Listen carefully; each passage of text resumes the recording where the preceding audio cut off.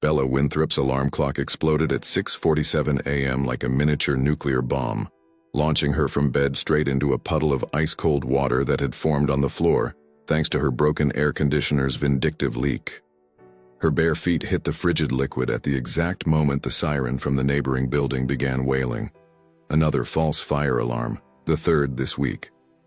"Perfect," she muttered, watching her soaked socks while the bathroom light flickered like an 80s nightclub.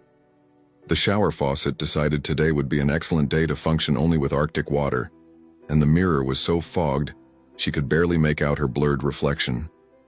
At 24, Bella had become an expert in days that started like disaster movies. Her job as an administrative assistant at a Manhattan accounting firm didn't help, especially when her boss, Mr. Hendricks, had the temperament of a bear with a toothache and the patience of a 5-year-old. While attempting to tame her rebellious blonde hair, the phone rang. Not her cell phone, the ancient landline the landlady insisted on keeping in the apartment. "Hello?" she answered, expecting a telemarketer. "Miss Winthrop?" The voice was formal, with a slightly British accent. "I'm calling from the Vanderbilt estate. I have an important message." Bella frowned. "I think you have the wrong number. I don't know any Vanderbilt." "Miss Isabella Marie Winthrop, born March 15, 1999, daughter of Margaret and Thomas Winthrop." Her stomach dropped. Nobody called her Isabella, and how did this stranger know her deceased parents' names? Yes, that's me." "Excellent. Mr. Robert Vanderbilt III would like to invite you for a weekend at his upstate property. A limousine will collect you today at 6 p.m. "Wait, what?" Bella nearly dropped the phone. "Is this some kind of prank? I've never heard of any Robert Vanderbilt." "I understand your confusion, miss. Everything will be explained upon your arrival. Please bring clothes for 3 days. The property is in a rather secluded area." The line went dead. Bella stared at the phone as if it had just spoken German. First, the day started with her taking an ice bath in leak water. Now she was getting mysterious invitations from billionaires she'd never met. "Okay, universe," she said aloud to the empty apartment. "If this is your idea of a joke, it's not funny." But when she arrived at work an hour later, still damp and visibly shaken, she found a golden envelope on her desk. Inside, an expensive business card, Robert Vanderbilt III, ancestral properties, and an address she recognized as being in the historic castle region of upstate New York. "Bella," Mr. Hendricks shouted from his office, "where are the Thompson reports?" "On your desk since yesterday," she shouted back, surprised by her own boldness. "They're not here." She marched to his office and pointed to the stack of papers right in front of his computer. "There." Hendricks looked at her as if she'd just discovered the cure for cancer. "Oh, well, excellent work. Definitely not a normal day."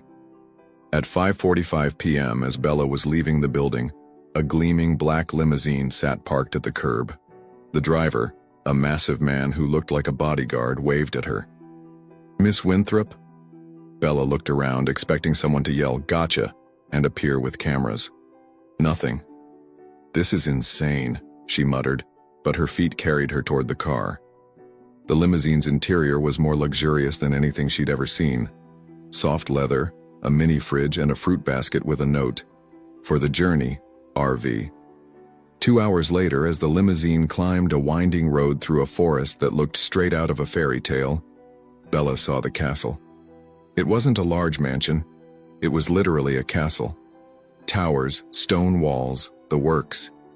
As if someone had taken a piece of medieval Europe and planted it in the middle of New York. "My God," she whispered. The limousine stopped in front of massive gates that opened automatically. In the courtyard, a man was waiting, and Bella felt as if the world had stopped spinning. Robert Vanderbilt III was tall, dark-haired, with eyes that seemed to carry the weight of centuries. He wore a dark suit that probably cost more than Bella's annual rent, but there was something about him, something familiar she couldn't explain. When their eyes met, she felt a strange shiver. As if she already knew him, as if she'd always known him. "Bella," he said, his voice deep and melancholic. "At last." "At last?" she repeated, stepping out of the limousine on unsteady legs. Do we know each other? Robert smiled, but it was a sad smile. In a way, yes. Welcome to Ravenshollow Castle. Bella looked at the imposing structure behind him, then at the mysterious man before her. Something in his eyes made her breath catch, a depth of sorrow mixed with hope that seemed impossible in someone so young. Okay, she said slowly, wrapping her arms around herself as the evening wind picked up. Can someone please explain what the hell is happening here? Robert laughed, the first genuinely happy sound she'd heard from him. All in due time, my dear. He extended his arm toward her, a gesture both old-fashioned and strangely natural. All in due time. As he guided her toward the enormous castle doors, Bella gasped at the breathtaking beauty surrounding them. Fairy lights twinkled like stars along the stone archways, and the scent of jasmine and roses filled the evening air from the magnificent gardens that seemed to glow in the moonlight. This is incredible, she whispered, spinning to take it all in. It's like something out of a dream. Robert's entire demeanor softened as he watched her wonder. I hoped you'd think so. His voice carried a warmth that made her heart skip. The castle has been waiting for someone who could truly appreciate its beauty. Waiting? She turned to face him, and in the gentle light his eyes held such tenderness that she felt her breath catch. Sometimes, he said, stepping closer, the most beautiful things in life are worth waiting centuries for. The way he looked at her, as if she were the most precious thing he'd ever seen, made Bella's cheeks flush pink. There was something magical in the air between them, a pull so strong it felt like destiny. As the grand oak doors opened to reveal a magnificent foyer filled with warm, golden light and the soft sound of classical music floating from somewhere within, Bella felt her heart race with excitement rather than fear. This wasn't just a weekend getaway. This felt like the beginning of the most beautiful love story she'd never dared to dream possible.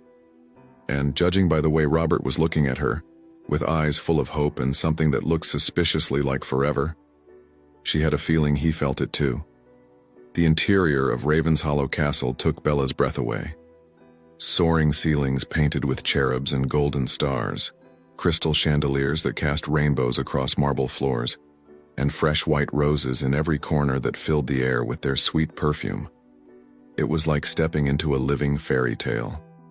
Welcome to my humble home, Robert said with a self-deprecating smile that made Bella's heart flutter. Humble? She laughed, spinning around to take in the grand staircase that curved like something from a princess movie. Robert, this place is absolutely magical. How long has it been in your family? Longer than you might imagine, he replied, and there was something wistful in his voice. Would you like the grand tour? As they walked through room after magnificent room, Bella found herself stealing glances at her mysterious host. In the warm golden light, Robert seemed less melancholy and more lonely, like someone who'd been waiting a very long time for the right person to share all this beauty with. You live here all alone? She asked as they entered a library that could rival Beauty and the Beasts. I have staff, he said, running his fingers along the spine of an ancient leather-bound book. But yes, it gets quite quiet. That must be lonely. Their eyes met across the room, and Bella felt that same electric connection from the courtyard. Robert moved closer, close enough that she could smell his cologne, something woodsy and expensive that made her want to lean into him. It was, he said softly, until tonight. Before Bella could process what that meant, a cheerful voice interrupted them.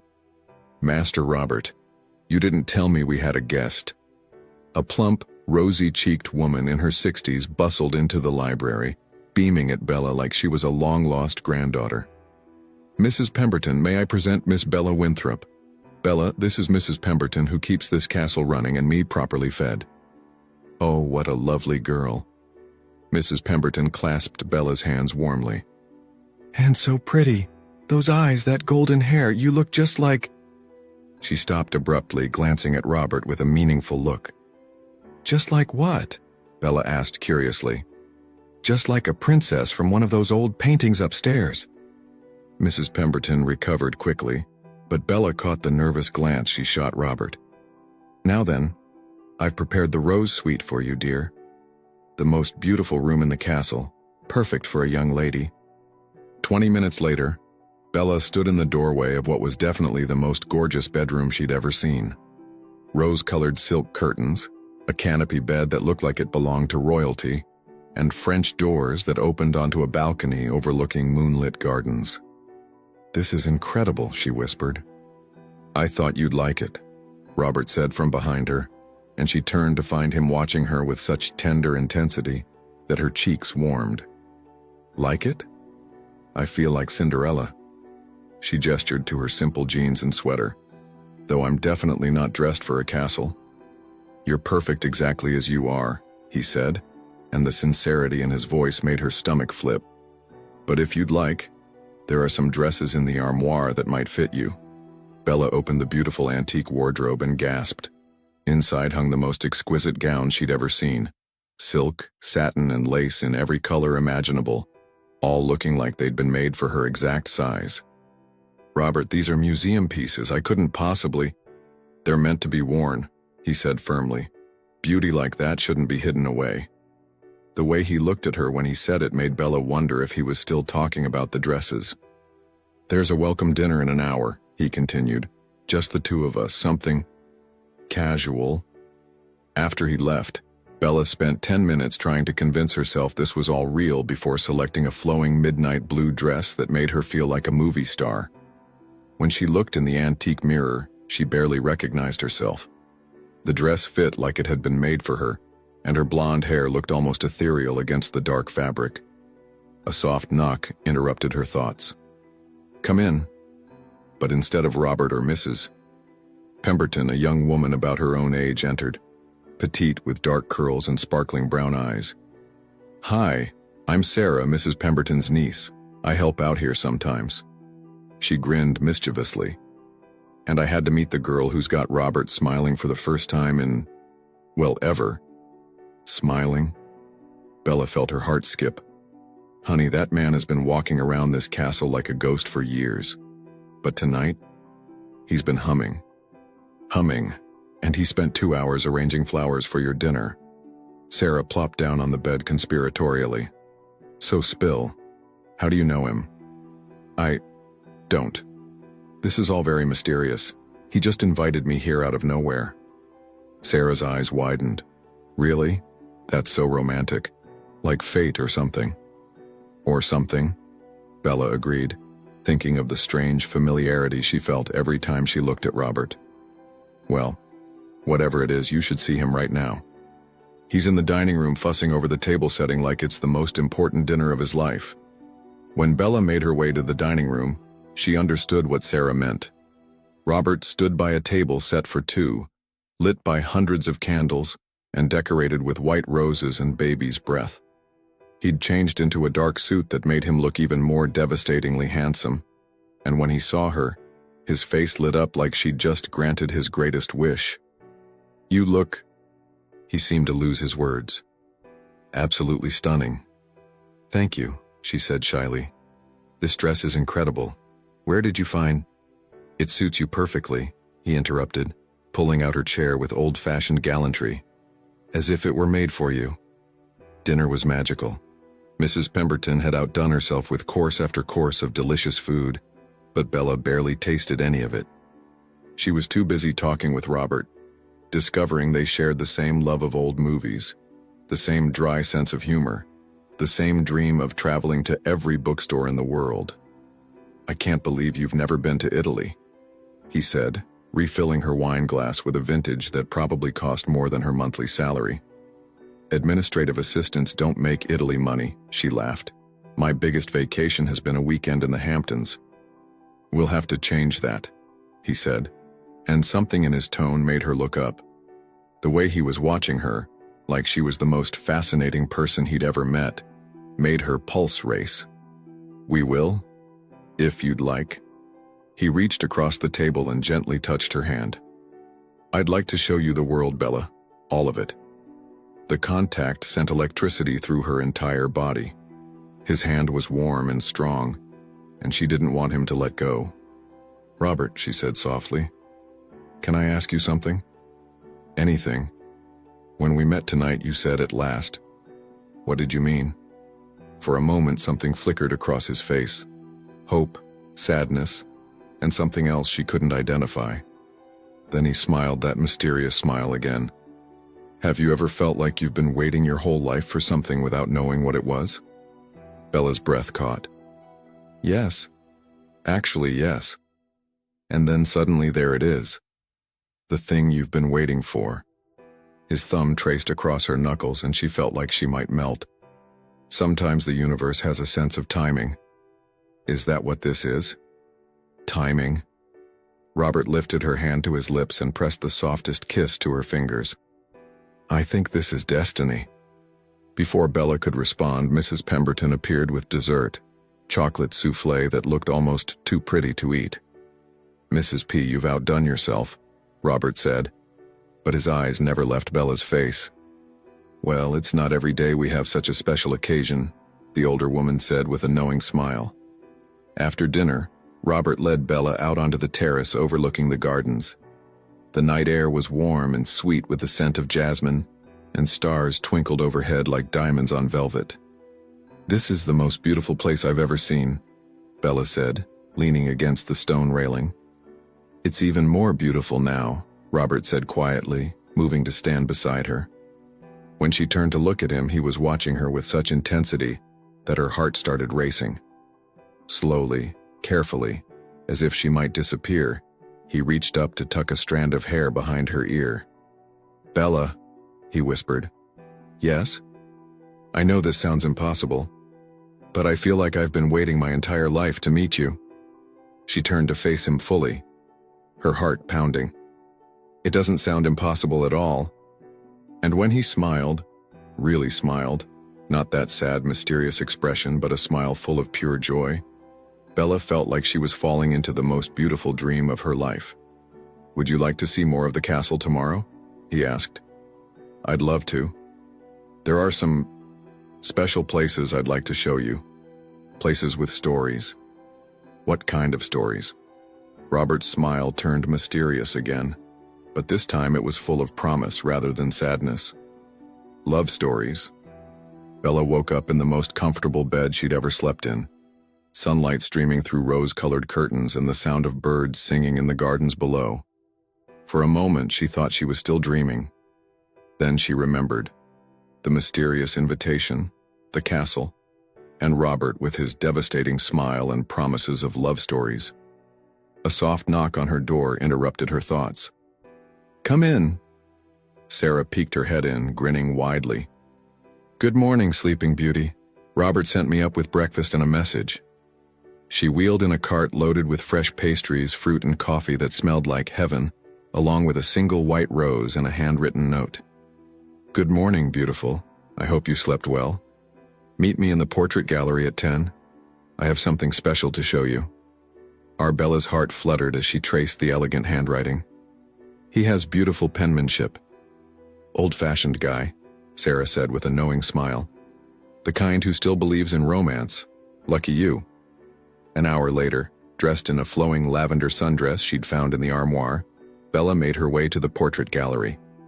The long hallway was lined with paintings of the Vanderbilt family through the centuries, men and women in elegant period dress, all bearing some resemblance to Robert. Fascinating family history, she said when Robert appeared beside her, looking devastatingly handsome in a cream-colored sweater and dark jeans. More fascinating than you know, he said, his eyes twinkling with secret amusement. Come, let me show you my favorite. He led her to the far end of the gallery, where a large painting was covered by an elegant silk cloth. This one is special, he said, his hand hovering over the fabric. Before I show you, I need you to promise me something. What? Keep an open mind. Sometimes the heart knows things the mind hasn't figured out yet. Bella nodded, curious and slightly nervous. Okay. Robert pulled away the cloth, and Bella's world tilted on its axis. The painting showed a man who looked exactly like Robert. Same dark hair, same intense eyes, same strong jawline, dressed in 1920s formal wear. But that wasn't what made her gasp. It was the woman beside him. The woman who looked exactly like Bella. Same blonde hair and finger waves, same blue eyes, same delicate features. She wore a beaded gown and a radiant smile. And the man was looking at her like she hung the moon and stars. That's impossible, Bella whispered, stepping closer to the painting. The resemblance is remarkable, isn't it? Robert's voice was gentle, watching her carefully. That's my great-grandfather, Robert Vanderbilt I, and his wife Isabella. Isabella, Bella repeated faintly. Their love story is legendary in our family. They met at a charity gala in 1924, and according to all accounts, it was love at first sight. They were inseparable, wrote each other love letters every day, even when they were in the same house. Bella stared at the painted version of herself, her mind reeling. What happened to them? Robert's expression grew sad. Tragedy. She died young in 1926, some kind of accident. He was heartbroken, never remarried. The story goes that he spent the rest of his life waiting for her to come back to him. Come back? He believed in reincarnation, true love finding its way through time. Robert moved closer to her, his voice soft. He used to say that souls who loved that deeply would always find each other again. Bella's legs felt weak. The resemblance wasn't just remarkable, it was impossible. She looked exactly like the woman in the painting, down to the shape of her smile. Bella, are you all right? She turned to find Robert watching her with concern and something else. Hope. This is why you invited me, isn't it? She said slowly. Because I look like her. Partly, he admitted. But not for the reason you think. Before she could ask what he meant, Mrs. Pemberton appeared with perfect timing. Master Robert, I've prepared the tea service in the Rose Suite as you requested. And Miss Bella, there's something up there I think you'll find interesting. 20 minutes later, Bella sat on her bed staring at a wooden box Mrs. Pemberton had discovered while tidying the room. Found it tucked away in the back of your armoire, dear, the older woman had said with suspicious innocence. Probably been there for decades. You should have a look. Inside the box were dozens of letters tied with faded pink ribbon. The paper was old and yellowed, and they were all addressed to my dearest Isabella, in the same elegant handwriting as Robert's note that morning. With trembling fingers, Bella untied the ribbon and opened the first letter. My dearest Isabella, though we danced together for hours tonight, I find myself missing you already. Your laugh is like music, your eyes like starlight, and your smile has completely stolen my heart. I know we've only just met, but I feel as though I've been waiting my entire life for you. All my love, Robert, October 15, 1924. Bella's heart pounded as she read letter after letter, each one more romantic than the last. The Robert from 1924 wrote about Isabella's kindness to his servants, her love of books, her dreams of traveling the world. He wrote about quiet mornings in the garden, dancing in the moonlight, and the way she made him believe in magic. And with growing amazement, Bella realized that every single thing he'd written about Isabella applied to her too. She was reaching for another letter when Robert appeared in the doorway. I see you found them, he said quietly. These are incredible, Bella said, holding up one of the letters. Your great-grandfather was such a romantic. But Robert... She looked up at him, confusion written across her face. Your handwriting is identical to his. Robert's jaw tightened almost imperceptibly. Family trait, I suppose. And the things he writes about Isabella, her personality, her interests, they're exactly like mine. It's almost like he was writing about me. Maybe he was. Something in his tone made her look up sharply. Robert was standing very still, watching her with an intensity that made her pulse race. What do you mean? What if I told you that some love stories are so powerful they transcend time itself? He moved closer, sitting on the edge of the bed. What if I told you that some souls are bound together across lifetimes, always finding their way back to each other? Bella's breath caught. Robert, what are you saying? He reached out and gently touched her face, his thumb tracing her cheek. I'm saying that the moment I saw you, I remembered. Everything. Every lifetime we've loved each other. Every time we've found each other and lost each other again. That's impossible. Is it? His eyes searched hers. Don't you feel it, Bella? This connection between us, like we've always known each other? She did feel it.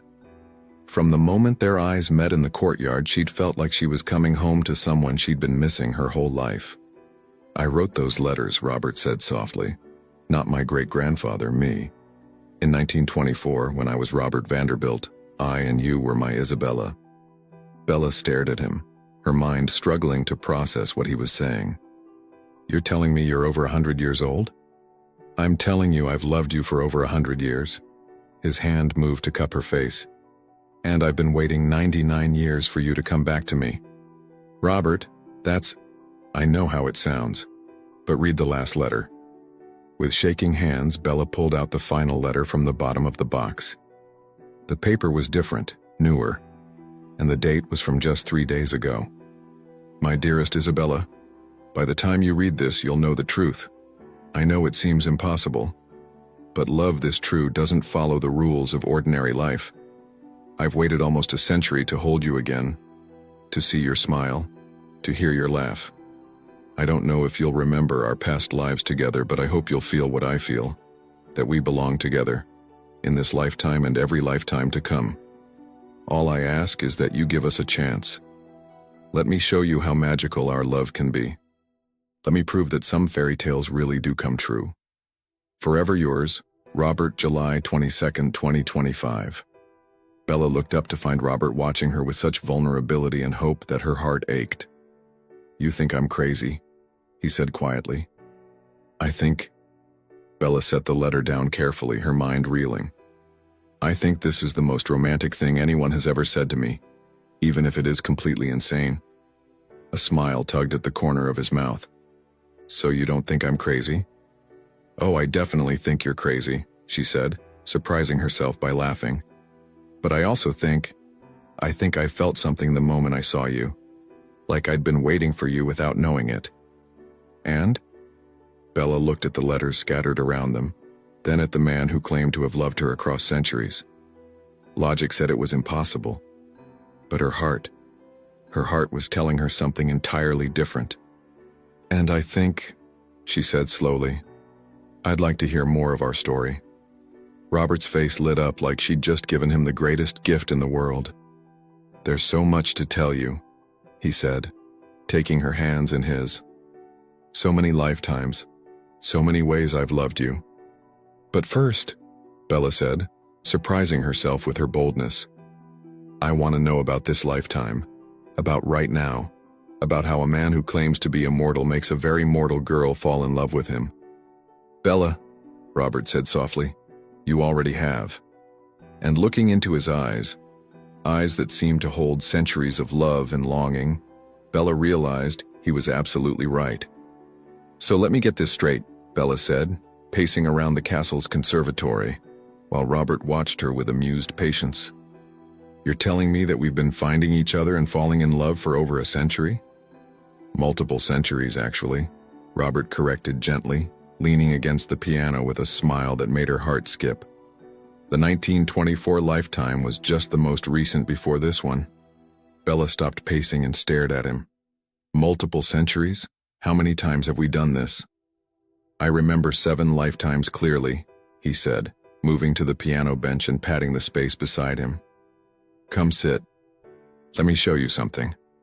Still feeling like she was living in the most beautiful dream, Bella sat next to him on the bench.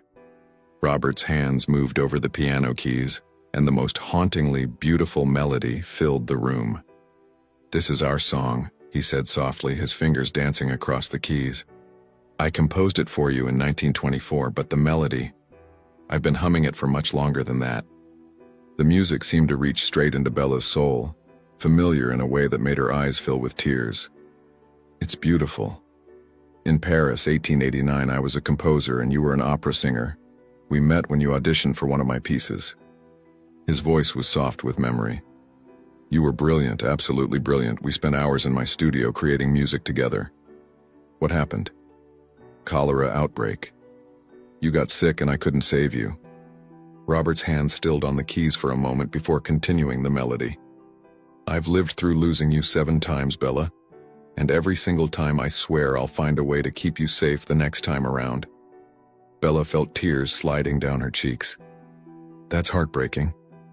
But also beautiful, Robert said, turning to face her. Because every time we find each other again, every time we fall in love just as deeply, every time you make me remember what it means to be truly alive. Tell me about the others, she whispered. Robert's eyes grew distant with memory. London, 1853. I was a doctor. You were a nurse at the hospital where I worked. We revolutionized patient care together, fell in love over long nights tending to the sick. And? Typhoid fever took you that time. He touched her cheek gently. But not before we had 3 incredible years together. Bella leaned into his touch. More. Italy, 1799. I was a vineyard owner. You were the daughter of a neighboring estate.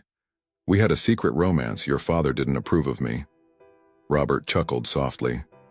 You were so stubborn, sneaking out to meet me in the olive groves every night. That sounds like me, Bella admitted with a watery laugh. In that lifetime, you actually lived to be quite old. We had 57 years together, raised 4 children. I thought maybe we'd finally broken whatever curse was keeping us apart. His expression grew sad. But when you died of old age, I didn't. I just kept going, waiting. How is that possible? I don't know, Robert said honestly. All I know is that I'm bound to this cycle, to finding you and loving you and losing you. But I keep hoping that someday we'll figure out how to stay together. Bella studied his face, seeing the weight of centuries in his eyes. That's why you seem so sad sometimes. You're afraid you'll lose me again. Terrified, he admitted, but also more hopeful than I've been in decades. Something feels different this time. Different how? You remember things. Little things, but still. No other version of you has ever remembered our past lives, even subconsciously. But you do. The way you moved to the music just now, how you knew to find me in the library yesterday, even the fact that you weren't afraid when you saw the castle, you remembered. Bella felt a strange tingling sensation, like memories trying to surface. I did feel like I'd been here before. Because you have been. We lived here in 1924, in the Victorian era before that, and the Georgian period before that. This castle has been our home in 4 different lifetimes. Our home, Bella repeated softly, the words feeling right in a way that made her chest tight with emotion. If you want it to be, Robert said carefully.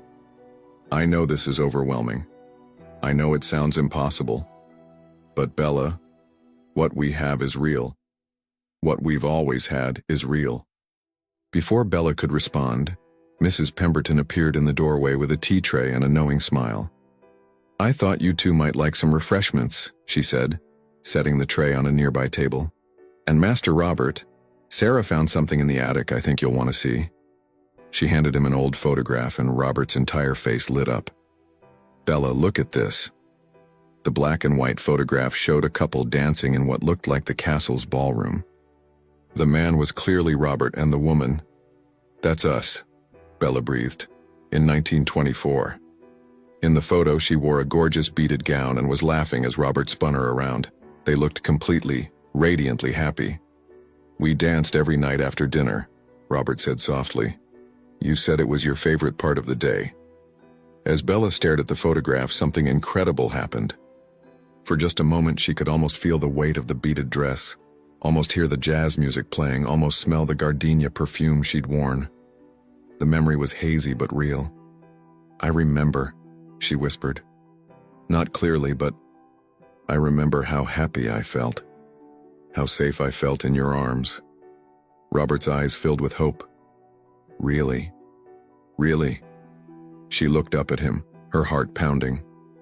Robert, what happened to me in 1924?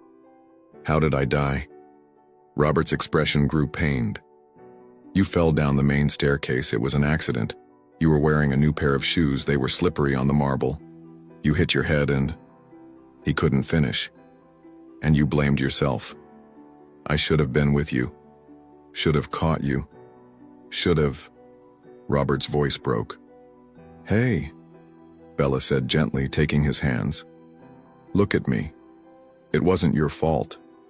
Accidents happen. Not this time, Robert said fiercely. This time I'm going to protect you. This time we're going to get our happily ever after. What makes you so sure? Because this time you remember, this time we can change the pattern. Bella felt a strange certainty wash over her, as if her soul was recognizing a truth her mind was just catching up to. You really believe we're meant to be together forever? I know we are, Robert said, standing and extending his hand to her. Dance with me? Here? Now? There's no music. There's always music when you're around, he said with that devastating smile. Besides, I have the castle's sound system. He pressed something on his phone, and suddenly the conservatory was filled with slow, romantic jazz.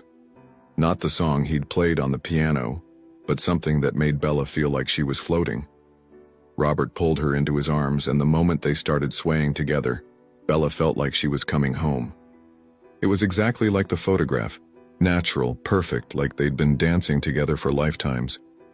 This feels, she started, like we've done it 1,000 times before. Robert finished, spinning her gently. Exactly. Because we have. He pulled her closer, close enough that she could feel his heartbeat against her chest. In every lifetime, in every version of our love story, we always end up dancing together in this room. Always? Always. It's like our soul's way of celebrating that we found each other again. As they moved together in perfect synchronization, Bella felt something shifting inside her. The last of her skepticism was melting away, replaced by a bone-deep certainty that this man, this impossible love story, was her destiny. Robert, she said softly. Yes? I think I'm falling in love with you. Again. Robert stopped dancing and cupped her face in his hands. Bella, I never stopped being in love with you. Not once in 99 years. Then why do you look scared? Because, Robert said, his voice barely a whisper, something's different this time. Something that could change everything. Different how? You said that was good. It is good. But it's also dangerous. Robert's hands tightened on her face. Bella, there's something I haven't told you yet. Something about why we keep losing each other. Bella's heart started racing. What? We're not just bound by love, Robert said, his eyes filled with fear and determination. We're bound by a curse. And this time, it's stronger than it's ever been. Before Bella could ask what he meant, every light in the conservatory suddenly went out, plunging them into darkness. In the silence that followed, she could swear she heard the distant sound of someone laughing. Cold, bitter laughter that made her blood run ice cold. Robert? She whispered, suddenly very afraid. It's all right, he said, but his voice was tense. It's just the old wiring. Happens all the time. But as the lights flickered back on, Bella caught a glimpse of his face before he could hide his expression. Robert wasn't just scared. He was terrified. And for the first time since arriving at the castle, Bella wondered if she was in more danger than she'd realized. Robert, what curse?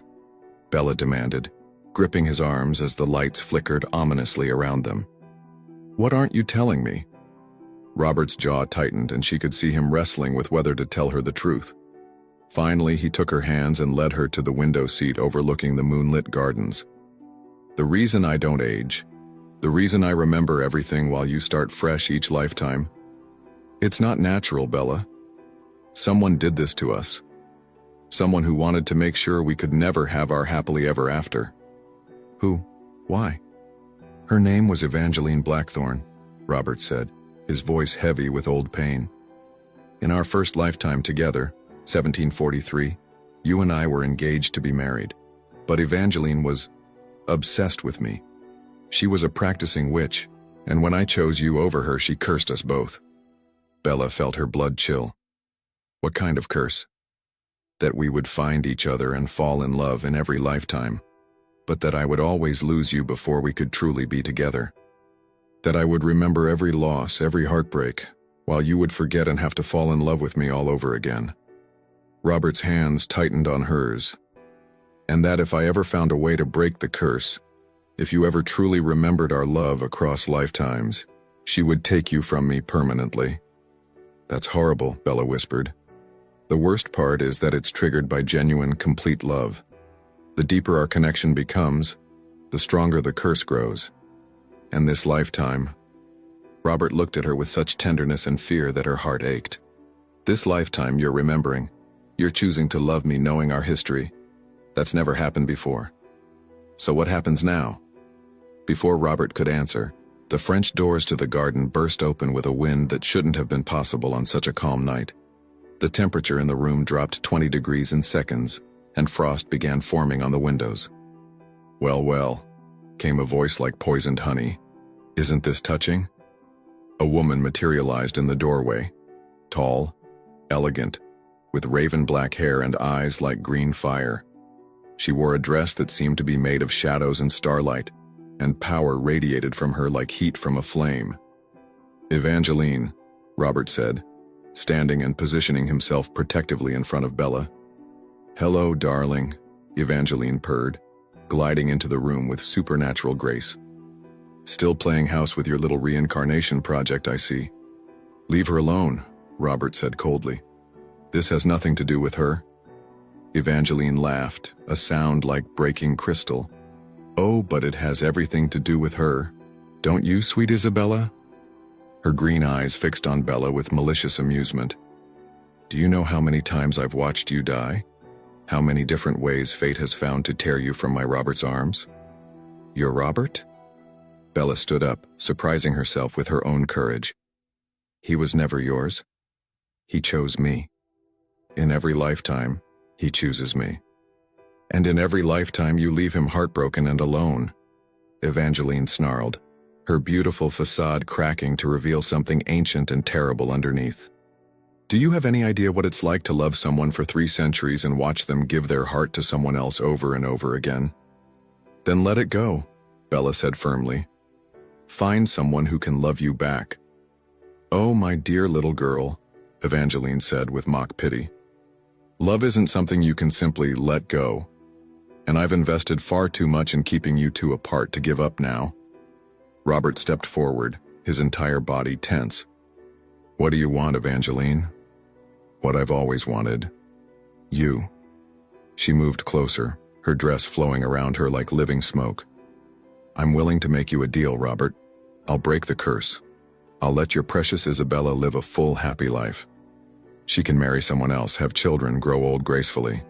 And you come with me, willingly. Be mine for eternity, and I'll free her from this cycle." "No," Bella said immediately. "Absolutely not." "I wasn't talking to you, dear," Evangeline said without taking her eyes off Robert. "Well, darling, isn't her happiness worth more than your selfish desire to keep her trapped in this endless cycle of death and heartbreak?" Bella could see Robert actually considering it, and her heart nearly stopped. "Robert, no," she said, grabbing his arm. "Don't you dare." "Bella," he said softly, turning to face her. "She's right. Every time we're together, you die. Every time you love me, it destroys you. Maybe it would be better. Better for who?" Bella demanded. "You think I want to live some safe, boring life without you? You think I want to marry someone else and pretend to be happy while my soul is incomplete? You'd be safe. I'd be miserable." Bella cupped his face in her hands. "Robert, listen to me. I've lived 24 years feeling like something was missing, like I was waiting for something I couldn't name. And then I met you and suddenly everything made sense. You think I'm going to give that up because some bitter witch can't handle rejection?" Evangeline's expression twisted with rage. "You foolish little girl. You have no idea what you're choosing." "I'm choosing love," Bella said, turning to face the witch. "Real love. The kind that fights for each other, not the obsession you've mistaken for love." "Love?" Evangeline laughed harshly. "You want to talk about love? Let me show you what love really looks like."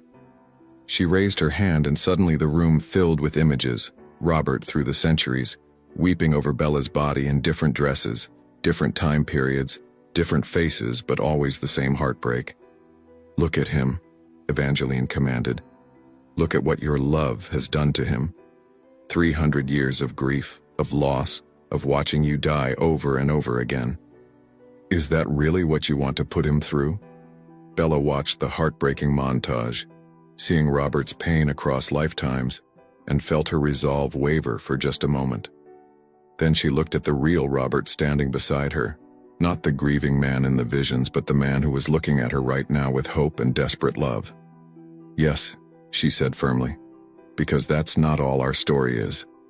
Show her the rest." "What?" Evangeline snarled. "Show her the joy," Bella said, stepping closer to Robert and taking his hand. "Show her the laughter, the dancing, the quiet moments, the way we light up each other's worlds. Show her what real love looks like when it's not twisted by bitterness and obsession. I don't have to show you anything." "Actually," came a new voice from the doorway. "She does." Mrs. Pemberton stood in the entrance, but she looked different. Taller, more regal, with an aura of power that rivaled Evangeline's. "Margaret?" Robert gasped. "Hello, dear," Mrs. Pemberton, Margaret, said with a gentle smile. "I'm sorry I couldn't tell you sooner, but I had to be sure." "Tell me what?" Bella asked, completely confused. "That you were strong enough," Margaret said, moving into the room with serene confidence. "That your love was powerful enough to break a curse that stood for 3 centuries. Evangeline hissed like an angry cat. "Guardian witch, I should have known." "Should have known what?" Bella demanded. "Mrs. Pemberton isn't just the housekeeper," Robert said, wonder in his voice. "She's a guardian witch. She's been protecting the castle, protecting us, all these years." Margaret nodded. "I've been watching over this family for generations, waiting for the lifetime when love would finally be stronger than the curse binding you." "And?" Evangeline demanded, her composure cracking. "And tonight, when Isabella stood up to you, when she chose love over safety, when she saw past the pain to the joy." Margaret smiled. "The curse began to break." "That's impossible," Evangeline snarled. "Is it?" Margaret asked calmly. "The curse was built on the foundation that Isabella would never truly choose Robert, that she would always be a victim of fate, rather than an active participant in love. But tonight, she chose. Fully, completely, with full knowledge of the consequences." Bella felt something shifting inside her, like chains breaking. Suddenly, she could remember everything, every lifetime, every love, every loss, but also every moment of pure happiness. "I remember," she gasped, turning to Robert. "I remember all of it. Not just the dying, but the living. The way you make me laugh. The way you hold me when I'm scared. The way you look at me like I'm your whole world. Because you are," Robert said, his voice thick with emotion. "And I remember choosing you," Bella continued, her voice growing stronger. "In every lifetime, even when I couldn't remember the others, I chose you. Not because of fate or curses or magic, but because you're the person I want to spend forever with." Evangeline screamed in rage, power radiating from her in waves. "No, I won't let this happen." "You already have," Margaret said peacefully. "The moment Isabella chose love over fear, your curse lost its power over them." "Then I'll kill her myself." Evangeline raised her hands, dark energy crackling between her fingers. But Robert stepped forward, and his voice was calm and sure. "Evangeline, stop." "Why should I?" "Because," Robert said, "I forgive you." The energy in the room shifted dramatically. Evangeline staggered backward as if she'd been struck. "What?" "I forgive you," Robert repeated. "For the curse, for the pain, for 300 years of heartbreak. I understand now, you were in pain too. You loved me and I hurt you and you lashed out. But this has to end." Tears were streaming down Evangeline's face, her terrible power flickering like a dying flame. "You can't forgive me. Not after what I've done." "I can, and I do," Robert said gently. "And I hope someday you'll be able to forgive yourself and find the love you deserve. Real love, Evangeline. not the kind built on curses and control. Evangeline collapsed to her knees, centuries of rage and pain finally breaking. I just wanted to be loved. You will be, Margaret said kindly, moving to help her stand. But first you have to let go. With a sound like a sob, Evangeline waved her hand, and Bella felt the last of the magical chains around her heart snap completely. It's done, Evangeline whispered. The curse is broken. And then she was gone, vanishing like smoke on the wind. Is it really over? Bella asked, hardly daring to believe it. It's really over, Margaret confirmed. You're both free to love each other as long as you choose to. Robert turned to Bella, his eyes shining with tears and hope. So what do you choose, my love? A lifetime of adventure with an immortal man who's completely crazy about you? Bella laughed, feeling lighter than she had in any lifetime she could remember. I choose forever, she said, throwing her arms around his neck. I choose you, in this lifetime and every lifetime to come. As Robert spun her around the conservatory where they'd danced so many times before, Bella felt like she was finally, truly home. And this time, nothing would ever take that away from them again. Castle of Lost Hearts, Chapter 6. Forever starts now. 3 months later. Bella woke up in the most beautiful bed she'd ever slept in. The same canopy bed in the Rose Suite, but now it truly felt like home. Sunlight streamed through the windows, birds sang in the gardens, and she could smell Mrs. Pemberton's famous cinnamon rolls wafting up from the kitchen. But the best part of waking up was the man beside her. Robert was already awake, propped up on one elbow, watching her with the same look of wonder he'd had every morning for the past 3 months. Like he still couldn't quite believe she was really there to stay. Good morning, beautiful, he murmured, pressing a soft kiss to her forehead. Good morning, she replied, stretching luxuriously. What time is it? Early. But I have something special planned for today. Oh, what kind of special? Robert's eyes twinkled with mischief. The kind where you need to wear something gorgeous and be ready for the most important moment of our lives. Bella sat up, suddenly wide awake. Robert Vanderbilt, what are you planning? All will be revealed, my love. But first, breakfast. Mrs. Pemberton has been cooking since dawn, and Sarah's been arranging flowers like she's preparing for a royal wedding. A royal wedding? Bella's heart started racing.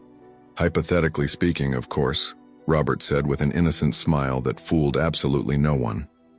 An hour later, after a breakfast that was indeed fit for royalty, Bella found herself being pampered by Sarah while Mrs. Pemberton bustled around with the energy of a woman on a mission.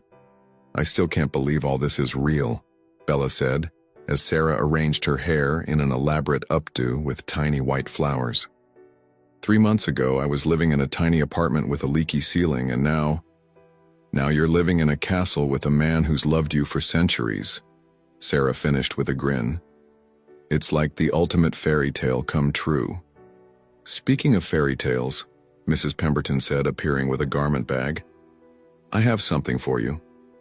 Inside was the most exquisite wedding dress Bella had ever seen. Vintage 1920s style in ivory silk and lace, with delicate beading that caught the light like stars. Margaret, this is incredible, but it was yours, Mrs. Pemberton said softly. In 1924. You were wearing it the day you were supposed to marry Robert, before the accident. I've been keeping it safe all these years, hoping that someday. Bella felt tears prick her eyes. You knew. You always knew we'd find our way back to each other. Love like yours doesn't just disappear, dear, it waits. As Sarah helped her into the dress, Bella marveled at how perfectly it fit, how right it felt. Looking in the mirror, she could almost see the ghostly overlay of all her past selves. The opera singer from Paris, the nurse from London, the vineyard owner's daughter from Italy. All of them smiling, all of them happy that this story was finally getting its proper ending. You look absolutely radiant, Sarah breathed. I feel like I'm dreaming.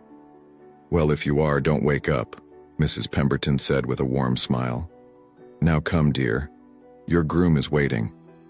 They led her through the castle, past the portrait gallery where her 1924 wedding photo now hung alongside all the other Vanderbilt family portraits, past the conservatory where she and Robert had danced so many times, and finally to the grand ballroom. Bella gasped. The ballroom had been transformed into something out of a fairy tale. Thousands of white roses and fairy lights created a magical canopy overhead, while the marble floor was scattered with rose petals. At the far end, beneath an archway of white peonies and baby's breath, Robert stood waiting. He wore a classic black tuxedo that made him look like a movie star from the golden age of Hollywood, and when he saw her, his face lit up with such pure joy that Bella felt like her heart might burst from happiness. "Oh my God," she whispered, beginning to walk down the petal-strewn aisle. "You really did it. You planned our wedding." "I've been planning our wedding for 3 centuries, Robert said as she reached him, taking her hands in his. "I just finally get to see it happen." Standing beside him was an elderly minister who looked remarkably like he'd stepped out of a classic movie himself, and arranged throughout the ballroom were faces both familiar and new. Sarah beaming in the front row, Mrs. Pemberton dabbing at her eyes with a handkerchief, and several people Bella didn't recognize but who were clearly part of Robert's extended family of staff and friends. "Dearly beloved," the minister began in a warm, rich voice, "we are gathered here today to witness something truly extraordinary, not just the marriage of 2 people but the triumph of love over every obstacle that has tried to keep them apart." As the ceremony continued, Bella felt like she was floating. This wasn't just a wedding. It was the culmination of a love story that had spanned lifetimes. "Robert," the minister said, "do you take Isabella to be your wife, to love and cherish in this lifetime and every lifetime to come?" "I do," Robert said, his voice thick with emotion. "I have, and I will, for all eternity." "And Isabella, do you take Robert to be your husband, choosing him freely and completely with full knowledge of the extraordinary love you share?" "I do," Bella said, tears streaming down her face. "In this lifetime and every lifetime, I choose you." "Then by the power vested in me, and by the power of a love that has conquered time itself, I now pronounce you husband and wife. Robert, you may kiss your bride." As Robert pulled her into his arms and kissed her with all the passion of 3 centuries of waiting, the ballroom erupted in cheers and applause, but Bella barely heard any of it. All she could focus on was the man in her arms, the love of her lives, finally and truly hers forever. When they broke apart, both laughing and crying at the same time, Robert reached into his pocket and pulled out 2 rings. His grandmother's engagement ring, a stunning vintage piece that looked like it had been made for her hand, and a simple gold band that somehow felt as eternal as their love. "Now what?" Bella asked as he slipped the rings onto her finger. "Now," Robert said, spinning her around as their guests laughed and cheered, "we dance. We eat Mrs. Pemberton's incredible wedding cake. We celebrate with everyone who helped make this possible, and then we start our real adventure. I promise to show you the world, remember? Every bookstore, every hidden castle, every beautiful place this planet has to offer." "What about the castle? What about Raven's Hollow?" "This will always be our home," Robert assured her. "But now we have forever to explore everywhere else." As the evening progressed, Bella found herself swept up in the most magical celebration she could have imagined. They danced to the same jazz music that had played in 1924, ate cake that tasted like heaven, and were surrounded by so much love and joy that the very air seemed to sparkle. Later, as the guests were winding down and preparing to leave, Mrs. Pemberton approached them with a small, wrapped package. "A wedding gift," she said with a mysterious smile. Inside was a leather-bound journal with their names embossed on the cover in gold letters. "For writing your new story," Mrs. Pemberton explained. "All the adventures you're going to have, all the places you're going to see, all the moments you're going to share. It's time to fill some pages with happiness instead of heartbreak." "Thank you," Bella said, hugging the woman who had become like a mother to both of them. "For everything. For protecting us, for believing in us, for making this all possible." "It was my pleasure, dear," Now go. Enjoy your honeymoon. The castle will be here when you get back."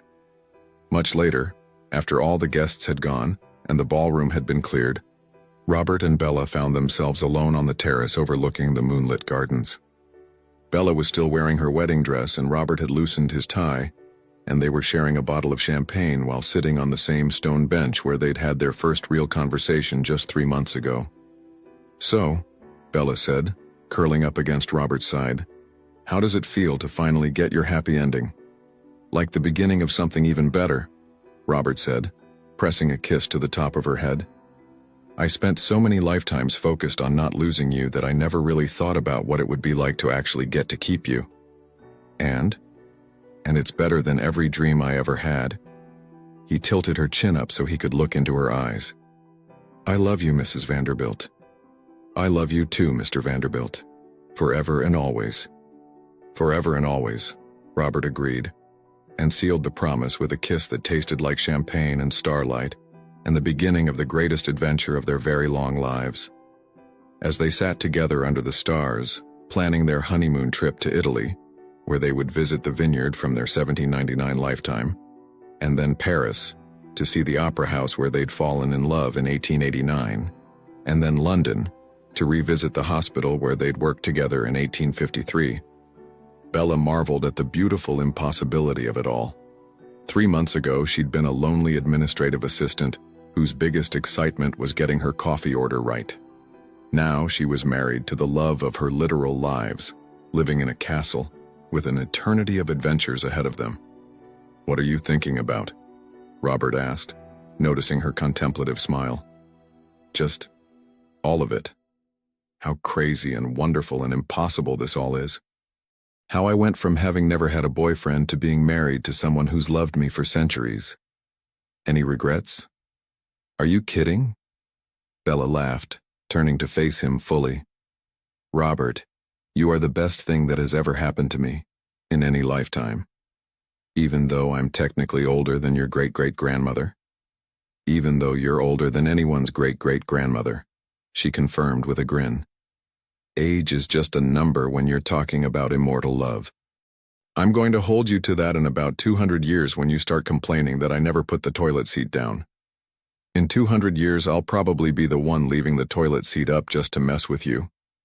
They dissolved into laughter, and as Bella looked at her husband, she felt like the luckiest woman in the world, or any lifetime.